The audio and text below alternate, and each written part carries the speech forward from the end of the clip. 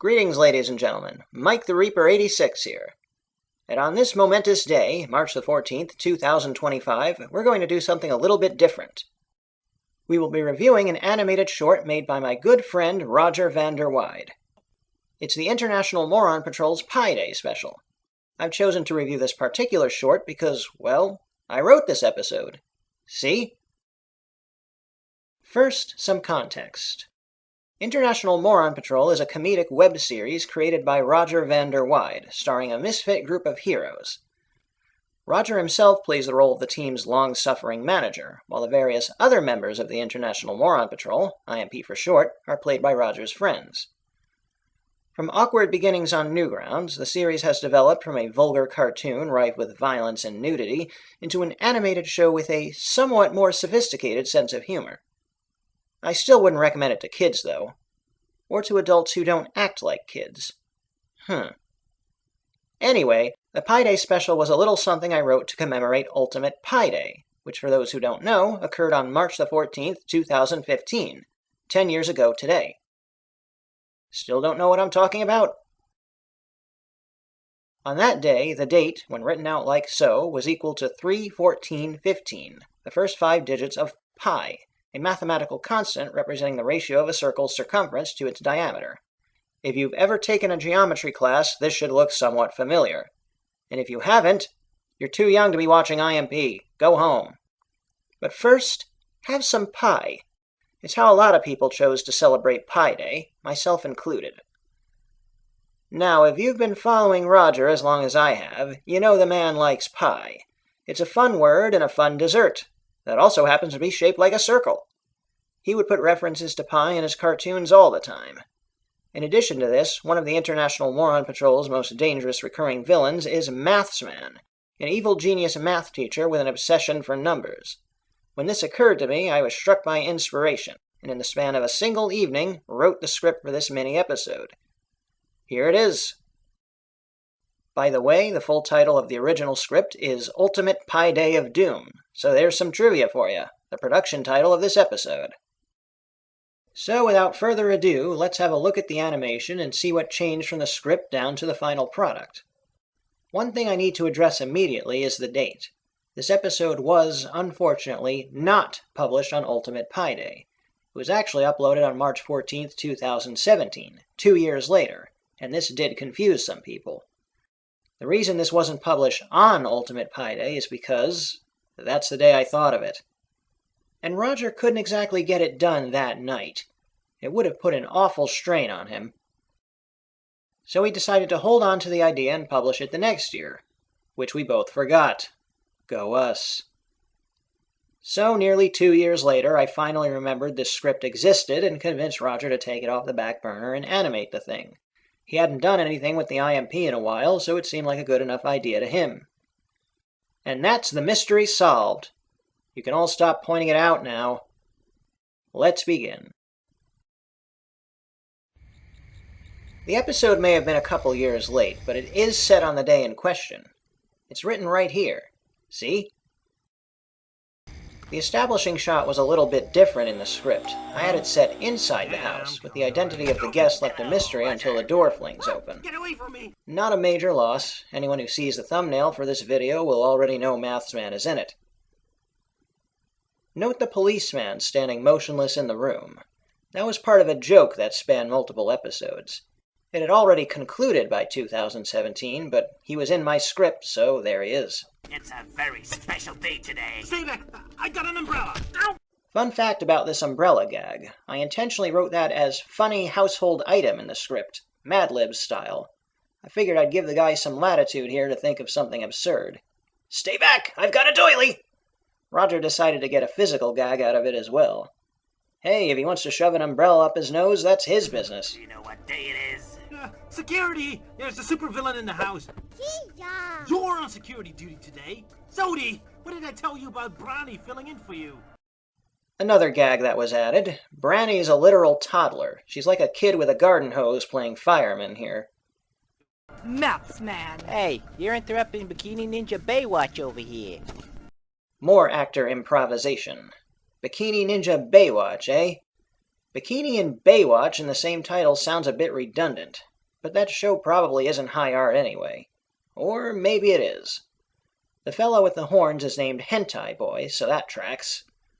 Hentai is a Japanese word meaning strange state. It has come to be associated with explicit Japanese anime, manga, and games. Though it's not that simple, and neither is he. HB has his idiosyncrasies, but he's not one note. I'd trust him more than Quagmire, at least. Prepare to be toast! The orange dude is H-Hog. There's a whole episode where he had to master the art of lame puns to succeed as a superhero. That's what I'm referencing here. Not sure why there's a random toaster in the living room. I thought he would pull it out of hammer space. It's something he's pretty good at, actually. No need for toasts. I brought this. Look out! He's got a pie! A pie! Don't underestimate pies. In the wrong hands, a pie can be a very dangerous weapon. And yes, John getting hit with the toaster off-screen was in the script. Originally, I wanted it to break a window and hit John, but Roger streamlined the joke. To its benefit, I think. Unhand that pie, you fiend! Don't do anything crazy. We'll listen to your crazy math demands. Just put down the pie slowly. That's the whole point. It's a gift, you blithering idiots. Don't you know what day it is? Saturday? 3 days before St. Patrick's Day? 6 days before the central plane of the Earth passes through the center of the sun. Puppets? Of course, I had the characters reference things that would be relevant to them here. HB seems like the kind of guy who would go out for drinks on St. Patrick's Day. Henrik is looking for the astronomical significance of the date. And H-Hog, just puppets. There's an episode or two where he puts on puppet plays. Side note, there was a bit of a snag with Henrik's line here. I wrote it as 6 days prior to the vernal equinox, which is precisely what he described. But I heard he wasn't entirely sure how to pronounce it correctly in English. A lot of these folks don't speak English as a first language. Henrik is Swedish, I believe. Roger and H-Hog are Dutch, and Zodi is Welsh. They are the International Moron Patrol, after all. That being said, I feel inclined to point out that Google Translate exists. You can type phrases into it and hear how they are pronounced. 6 days prior to the vernal equinox. It's a nifty resource for these sorts of things. Maybe next time. I really can't judge. I don't know how to speak any language other than English. Any degree of multilingualism impresses me. Another snippet of trivia, the puppet in H-Hog's left hand resembles Bustin, a character who doesn't appear in this episode. Nothing against the guy, I just didn't have anything for him to do in this script. He is kind of a drop-in character anyhow. It was pretty clever of Roger to give him a sort of cameo. No, it's Ultimate Pie Day. Ultimate Pie Day. The date, you idiots. 3/14/15. So, no puppets? Wait, I've heard of this. Henrik's the first to catch on to what Mathsman is talking about. He is the team's resident genius, so it makes sense. Date and time will be approximately equal to the value of pi. 926 and 53.5. Bit of a mismatch between the subtitle and the spoken dialogue here. That's what I get for writing it out like this. Oh well. On Pi Day 2015, we experienced an ultimate pi moment, which occurred at about 9:26 and 53.589 seconds. Whether you choose AM or PM depends on whether you follow military time or not. Right. So, this is the one day where I put aside my job as an evil villain and celebrate with my friends. Friends? Sorry, I'm afraid my little magic staff and I don't agree with that. You always try to destroy us. You work with that slimeball Santa Claus. You failed us on our school project. Heh, murder, arson, and jaywalking. That's a deep cut right there, referencing IMP Episode 0, which was a prequel that revealed how the group got together. I like the concept of Henrik holding a grudge here. Mess with my grade point average, will you? A few lines got switched and altered. Not unexpected. I know the characters pretty well, but I didn't create them. The voice actors have creative freedom. I'm actually surprised so little was changed. So why don't you take your pie and shuffle on back to the North Pole? A naughty little joke was lost in translation here. I was referencing this moment from a Looney Tunes cartoon. That does it! You can take your new broom and sweep your own floor. I read that. You can take your pie and Stuff it up your stocking, Buster! And you can celebrate your stupid holiday with Santa Claus. Celebrate with Santa? Ha! He never talks to me outside of work. Ah, the head of the most popular holiday isn't into socializing and parties? Go figure. Originally, I had Hentai Boy just brush Mathsman off, but I guess he's a little more empathic than I thought. He's got hidden depths even I didn't foresee. Told you he wasn't a one-dimensional character. You're the only other people I know. Surely you must have some friends. I'm a supervillain. Supervillains don't have friends. Yeah, I bet the math obsession doesn't help either. Hey, people who like math have tons of friends. Just not me. Roger added this quip, and I like it. Moving on. How do we know you aren't tricking us? Yeah, that pie could be poisoned. I'll eat it myself to prove it. Quickly, we only have a few minutes left to prepare. And then the bomb in the pie goes off, right? This part came out exactly the way I heard it in my head. I'm very pleased with the dialogue here. I can write some very punchy exchanges when I put my mind to it. Hang on, guys. I think he's actually being serious. What? You're crazy! He's obviously plotting something. So now we come to the preachy bit. Tiffany seemed like the right person to talk the others down. She's sort of the moral anchor of the group. Special moment. Accompanying Tiffany's speech with touching music was my idea. Having the source be Mochi was not. Well played. Her speech was a little longer in the script, and there's even a remnant of it in the subtitle, but Roger thought it was best to get a move on. And nothing of value was lost. Evil heart. To make peace with us. Surely we, as superheroes... Okay, fine. We'll be bestest friends for an hour, whatever. Yeah. You may have a point. Ugh, fine, but tomorrow we're sworn enemies again. Excellent. Now, where's the kitchen in this dump? Heh, even though he's trying to be nice, Mathsman is still a jerk. Exactly as I wrote it. Roger's annoyed grumbling included. Speaking of Roger's grumbling, he has compared this script to certain episodes of Sonic Boom, which can be construed as a little harsh considering the criticism that both Roger and I have leveled at the show's writing. But I never took it as such, because you know what? I think he's 101% right here. This is a lot like those episodes where Sonic and his friends have to get along with Eggman for some ridiculous reason. I don't think these sorts of plots are terrible if you handle them well, and I don't think Roger does either. But when every third episode involves the supposed villain being pals with the heroes, it cheapens the villain and makes the heroes look gullible. I felt it was important for the IMP to heavily distrust Mathsman. He is dangerous, and his intention to call a ceasefire is genuinely unexpected. It's also made very clear that this is a one-time thing, at least until the year 2115. But I digress. Ultimate pie moment will commence in 60 seconds. Okay, is everyone ready? I love pie. I just noticed that John has the toaster embedded in his cap. I wrote that he had a bump on his head where the toaster hit him, but I guess that'd be hard to see with his hat. What kind of pie is that anyway? I distinctly specified apple in the script. Why does it have green bits in it? Is it green apple? Maybe that's why everyone doesn't trust it. Looks sus. 32.7 degrees. Perfect. Ultimate pie moment will commence in 30 seconds. I don't think this is a very good idea.